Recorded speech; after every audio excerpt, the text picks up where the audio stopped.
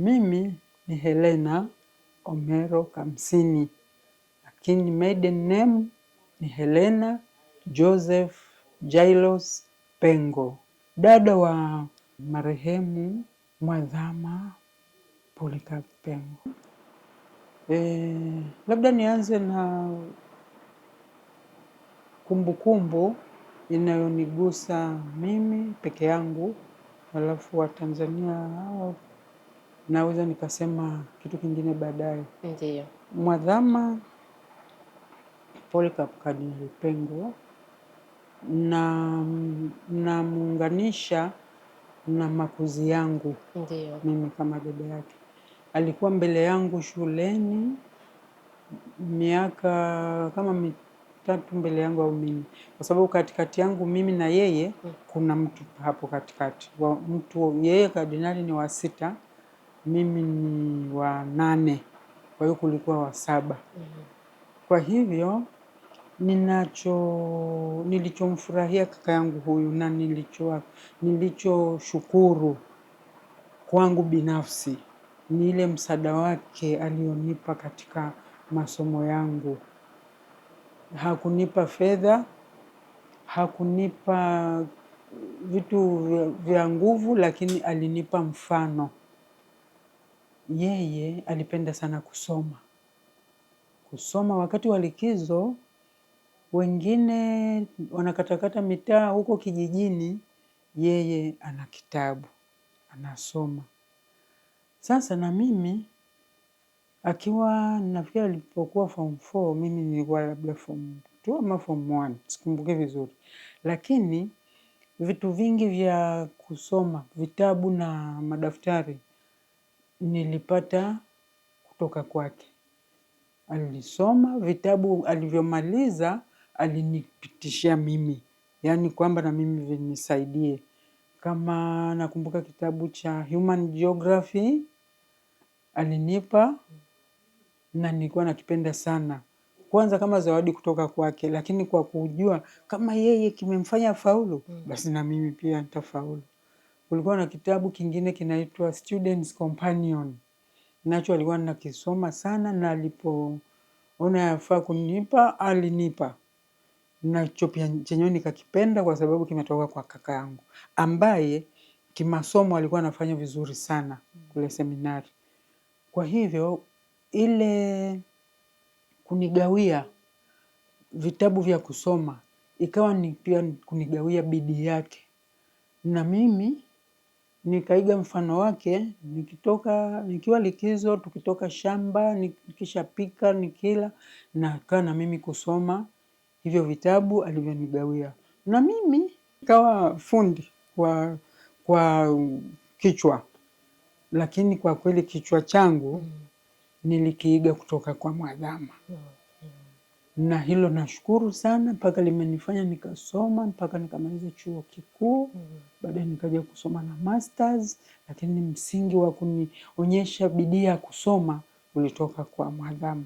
Hilo nalisema wazi na nalikumbuka katika moyo wangu na nalitunza, kwa sababu bila yeye huenda ningechukua maisha kirahisi kama wengine, alafu nikaishia darasa la 7 ama la 8. Tulikuwa tunafika darasa la 8.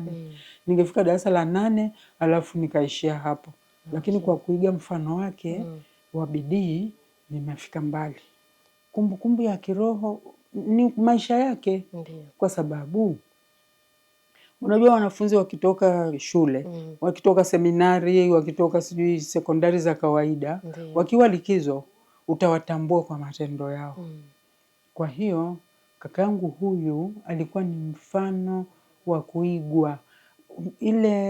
Ile ya kutaka kuzurura wakati wa likizo, hapana.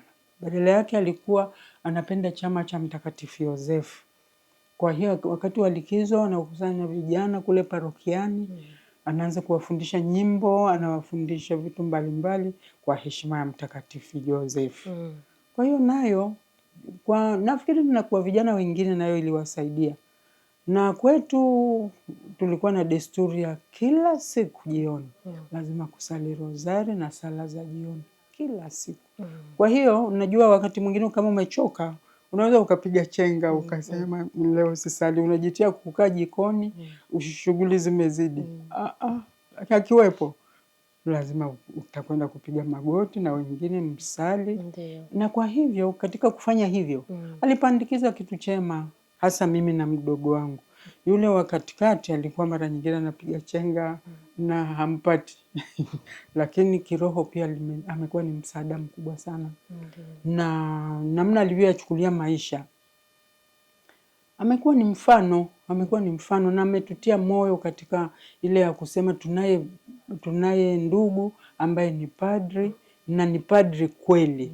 Kwa kweli hilo ndilo naona kakaangu ameishi upadri wake vizuri. Alikuwa binadamu kama binadamu wengine wote, lakini unaweza kuona maisha yake namna anavyoyaendesha ni kuyaendesha maisha kwa umakini.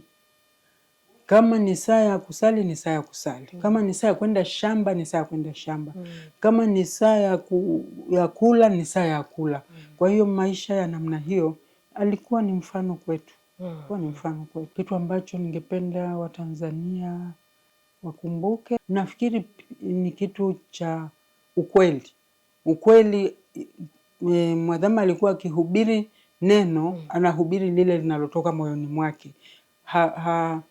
Hafuniki, anasema ukweli, na ukweli huo kama unakupendeza sawa, kama haukupendezi bado unabaki ni ukweli. Hilo naweza kusema Watanzania wakitunza hilo, wametunza kweli kumbukumbu ya huyu kakaangu. Jambo jingine, umakini katika kutenda. Umakini katika kutenda kazi. Katika Kiswahili kuna neno porojo. Kaka yangu hakuwa na porojo. Ikimaanisha ni X ni X. Kama ni Y ni Y. Kama ni kufanya hivi ni kufanya hivi. Sio unafanya kitu nusu alafu unategemea mafanikio. Hapana. Umakini wake.